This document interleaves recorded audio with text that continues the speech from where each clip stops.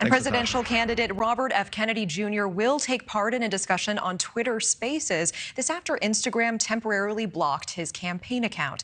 Now, Kennedy is running for president as a Democrat. Elon Musk invited him to speak after Instagram said no due to his anti-vaxxer comments. Let's get to News Nation's Joe Khalil. Joe, this is a big day for his campaign.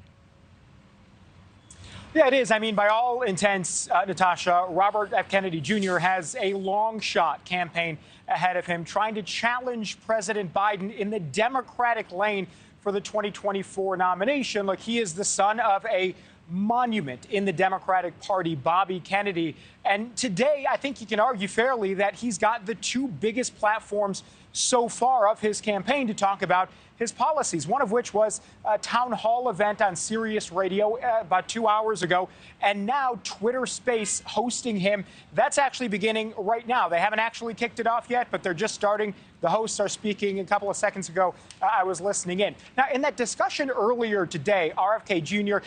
did make a little bit of news. He tried to distance himself somewhat policy-wise from President Biden, and one of the areas he did that was on the war in Ukraine. Take a listen to what he said. Areas one, he has surrounded himself with neocons who are, for people who don't know what a neocon is, it's a group of people that emerged in the late 90s and early 2000s, really around 97, who believed that the collapse of the Soviet Union meant that the United States had earned the ability to rule the world for the next 100 years or so. I think that we had a significant role in provoking the Russians to invade Ukraine. Obviously, most mainstream Democrats and Republicans would disagree with that view. I got to say, there wasn't a whole lot of substance in policy. A lot of it today earlier was his own personal story. Again, but he's a long shot candidate. He's not a typical Democrat. He is pro addressing climate change, but he's also very pro Second Amendment, against gun restrictions, despite his own father being assassinated with a gun 55 years ago today, actually. So he's running a different kind of campaign. His biggest focus, he says, is on government's lack of honesty. He says the public can't trust government agencies, big tech and corporations working with the government to monopolize the economy and censor the public.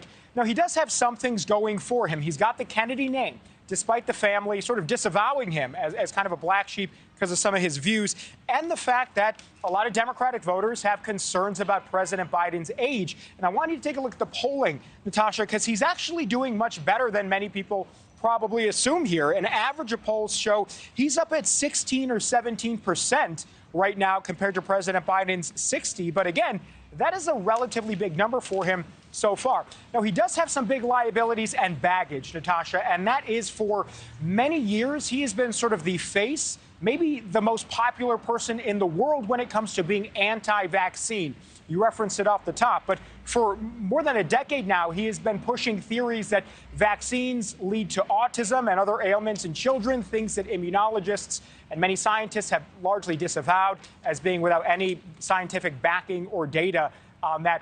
One other point I want to make today, he brought up debates. It is unclear, Natasha, if President Biden is going to debate him or the other challenger, Marianne Williamson, at all on the Democratic side. Today, RFK Jr. said he wants to debate President Biden, but says he thinks it would be a disadvantage to the president if he were to debate Robert Kennedy Jr.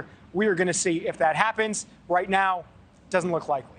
Okay, interesting, and we appreciate the update. Joe Khalil live for us in D.C. Thank you so much. Thank you for watching. Go to newsnationnow.com to find News Nation on your television provider. And don't forget to click the red subscribe button below to get more of News Nation's fact-driven, unbiased coverage.